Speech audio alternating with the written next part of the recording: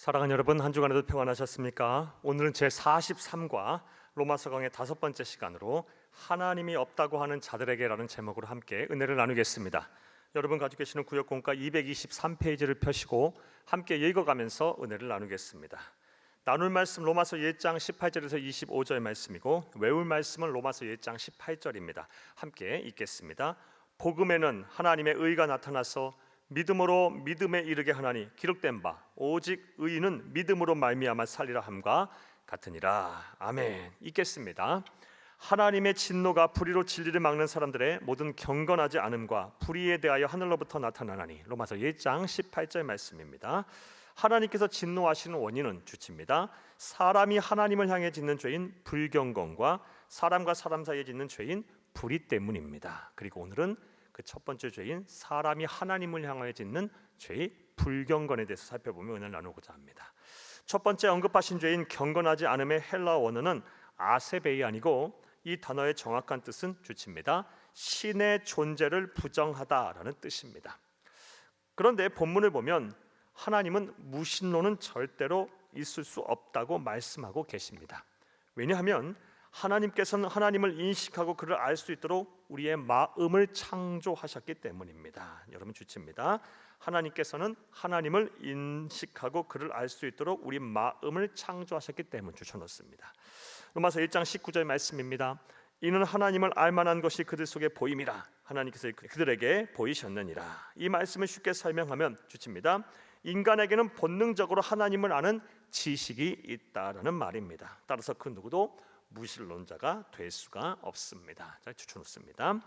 창세로부터 그의 보이지 아니하는 것들 곧 그의 영원하신 능력과 신성 그가 만드신 만물에 분명히 보여 알려졌나니 그러므로 그들이 핑계하지 못할지니라. 로마서 1장 20절 말씀입니다. 또한 이 말씀의 뜻은 하나님께서 당신이 창조하신 모든 대자연 속에 하나님의 실존과 그의 영광을 알게 할 명백한 표적을 새겨 놓았다라는 것입니다. 즉 사람들이 대자연을 보면서 하나님이 살아계시는구나, 그는 참으로 위대하신 분이라구나라는 생각을 하게 된다는 것입니다. 그리고 신학자들은 이를 하나님께서 자연을 통해 자신을 알게 하셨다는 의미로 자연계시라고 부릅니다. 자연계시 동그라미 쳐놓습니다.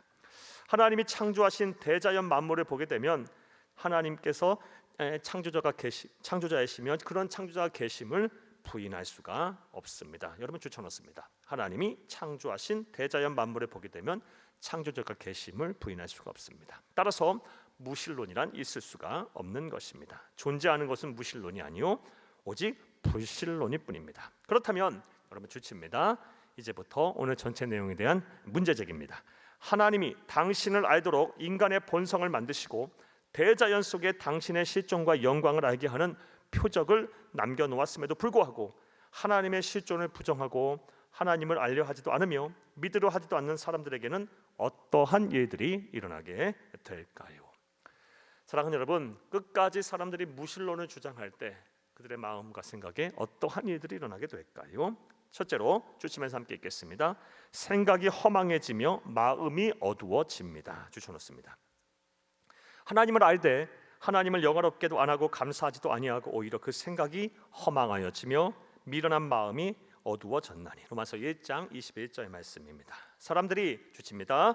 사람들이 하나님을 알되 그를 영화롭게도 하지 않고 감사하지도 않게 되면 필연적으로 찾아오는 것이 생각의 허망함 그리고 마음의 어두움입니다. 추천놓습니다. 왜냐하면 자 이제부터 가로합니다. 그 이유입니다. 하나님은 사람을 창조하실 때 그 안에 하나님이 있어야 할 자리를 만드셨는데 하나님을 믿지 않은 자들의 그 공간은 텅 비어 있기 때문입니다. 까지 가로해놨습니다. 그래서 하나님이 없다고 하고 또는 하나님의 실존을 인정하는 사람이라 할지라도 그와 동행하지 않는 불경건의 죄를 짓게 되면 생각이 허망해지고 마음이 어두워집니다. 인생의 허망함과 우울함 그리고 외로움과 상실감에 사로잡혀 살게 됩니다. 이에 사람들은 결핍과 고통에서 벗어나 보려고 나름대로 발버둥을 쳐봅니다. 재물을 모아보기도 하고 또 열심히 공부를 해보기도 합니다. 봉사와 섬김과 활동도 해보고 또 극기와 절제 수행도 해보기도 합니다. 하지만 그 어떤 것으로도 인생의 허망함을 채우고 어두워진 마음을 밝게 비출 수가 없습니다. 왜냐하면 진리이신 하나님이 아닌 다른 무엇으로 그 공간이 채워지지가 않기 때문입니다. 결국 주칩니다. 이 문제를 해결할 방법은 하나님이 처음 우리를 창조하신 그 계획과 섭리대로 우리의 마음과 생각을 하나님으로 채워넣는 것뿐입니다. 자, 여기까지 추천했습니다. 자, 이제 하나님을 믿고 그에게 예배하고 그와 동행하며 그의 뜻을 이루는 삶을 사시기를 바랍니다. 그리할 때 비로소 생각의 험악함이 사라지고 어두워진 마음이 밝아질 것입니다. 자, 첫 번째로 우리가 하나님이 우리의 마음을 통해서 하나님을 알게 만드셨고 대자연 만물을 통해서 자연 계시를 통해 하나님의 살아계심을 분명히 알렸음에도 불구하고 우리가 끝까지 하나님의 존재를 부정하고 무신론 속에 살게 되면 어떻게 됩니까? 우리의 생각이 허망해지고 마음이 어두워집니다. 두 번째로 또 어떤 일이 우리에게 일어나게 될까요? 스스로 지혜롭게 여겨 어리석게도 우상을 만들어 숭배합니다. 추천놓습니다. 스스로 지혜롭다고 여겨 우상을 만들어내는 그런 또 다른 더 큰 죄를 범하게 됩니다. 스스로 지혜 있다 하여 어리석게 되어 썩어지지 아니하는 하나님의 영광을 썩어질 사람과 새와 짐승과 기어다니는 동물의 모양의 우상으로 바꾸었느니라. 로마서 1장 22, 23절 말씀입니다. 불경건의 죄를 범하여 하나님이 계셔야 할 마음과 생각에 하나님이 없다고 보면 생각이 허망해지고 마음이 어두워지게 됩니다. 그리하면 주칩니다.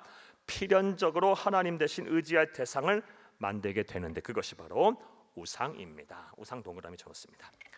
우리와 같은 피조물을 우상으로 만드는 것도 어리석은 일이지만 특별히 현대를 살아가는 우리들이 가장 경계해야 할 우상은 바로 나 자신, 우리 자신입니다. 저 붙여놓습니다. 우리들이 가장 경계해야 할 우상은 바로 우리 자신입니다.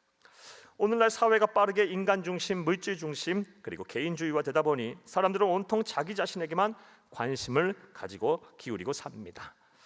자신이 원하는 바를 이루는 것이 세상 어느 가치보다 중요해지고 자기에 대해서만 생각하고 말하며 자기 개발이나 자존감 같은 것이 모든 사람들의 관심의 대상입니다. 모든 대화의 주된 주제가 된 지 오래입니다. 물론 이런 것들이 나쁘다는 것이 아닙니다. 하지만 신앙의 눈으로 볼 때 이것이 지나치게 되면 자칫 우상 숭배가 될 수 있습니다. 왜냐하면 그러한 가치의 기저에는 깔려있는 밑바탕에는 내 삶의 주인이 나 자신이라는 생각이 깔려있기 때문입니다. 자, 추천했습니다. 그러한 가치의 기저에는 내 삶의 주인이 내 자신이라는 생각이 깔려 있습니다. 하나님이 계셔야 될 내 안의 자리가 슬며시 나 자신으로 채워져 가기 때문입니다까지 추천했습니다. 자, 그리고 이제부터 괄호해 놓습니다. 내용 대지에 대한 실천사항입니다. 따라서 아무리 열심히 신앙생활을 한다고 해도 내 소견대로 내 마음대로 내 뜻대로 내가 주인이 되어 신앙생활을 한다면 이 또한 우상숭배와 다르지 않음을 기억해야 합니다. 이러한 관점에서 여러분에게 여쭙겠습니다. 여러분은 혹시 자기 자신이라는 우상을 숭배하고 계시지는 않으십니까? 그렇다면 빨리 여러분의 삶과 생명의 주인을 하나님으로 바꾸시고 무슨 일을 하든지 그분께 영광을 돌리는 삶을 사시기를 바랍니다. 까지 권해놓습니다. 사랑하는 여러분, 우리는 하나님께서 진노하시는 죄 중에서 사람이 하나님을 향하여 범하는 죄인 불경건에 대해 살펴보며 은혜를 나눴습니다. 자, 주치입니다. 불경건하다는 것은 바로 하나님이 없다고 하는 것입니다. 추천했습니다. 하지만 하나님께서 사람을 창조하실 때 이미 당신을 알 수 있도록 만들어 놓으셨고 무엇보다 대자연 만물을 통해 분명히 하나님을 알고 그의 영광을 보도록 하셨습니다. 따라서 하나님 앞에 섰을 때 하나님에 대해 들어 알 수 있는 기회가 없었다고 그 누구도 변명할 수가 없습니다. 따라서 무신론은 존재하지 않습니다. 오직 불신론만 존재할 뿐입니다. 이러한 불신론에 빠지면 생각이 허망해지고 마음이 어두워져 결국 하나님 대용품으로 우상을 만들어 낼 뿐입니다. 그리고 우상 숭배는 하나님의 진노를 받아 영원한 사망에 이르게 됩니다. 이러한 진리를 바로 알고 바로 믿고 구원을 얻고 영생 얻으며 세상 사는 동안 참된 하늘 행복을 누리는 여러분들이 다 되시기를 바랍니다. 할렐루야. 말씀과의 만남 보겠습니다. 1번, 오늘 본문에 따르면 하나님이 없다고 하는 자들에게는 어떠한 일이 일어나게 될까요? 생각이 허망해집니다. 마음이 어두워집니다. 공허합니다. 인생 자체가 낙이 없어집니다. 향방 없는 인생이 됩니다. 그래서 이 무엇인가 이 빈 마음들, 빈 공간에 채워넣기 위해서 스스로 지혜롭다 여겨 우상을 만들어냅니다. 이러한 죄를 필연적으로 짓게 되는 것입니다. 자, 2번 보겠습니다. 인생의 허망함을 극복하기 위해서는 어떻게 해야 할까요? 사랑하는 여러분, 불경건의 죄에서 벗어나 하나님이 없다고 하는 이 불신앙의 죄에서 벗어나 하나님이 인간을 창조하신 그 창조의 섭리대로 우리의 마음과 생각을 하나님으로 채워 넣어야 합니다. 이를 위해서 열심히 기도하시기 바라요. 또 하나님의 말씀을 열심히 묵상하시기 바라요. 또 이 모든 것이 함께 이루어지는 자리인 예배에 나오셔서 함께 예배를 드리시고 하나님께 영광을 돌리시기 바랍니다. 무엇보다 늘 경건한 삶을 사며 우리 예수님과 함께 주와 동행하는 삶을 사시는 여러분들이 되기를 바랍니다. 하나님으로 우리의 있어야 할 것, 마음의 자리에 빈자리를 하나님으로 채워 넣어야 합니다. 자, 3번 보겠습니다.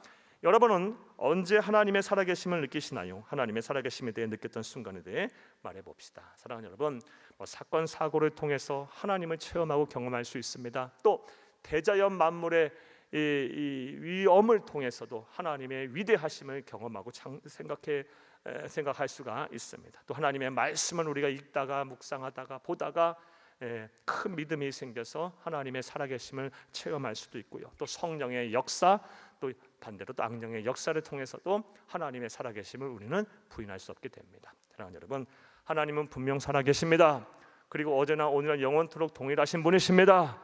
그분이 우리의 유일한 창조자이시며 우리의 유일한 구세주가 되십니다.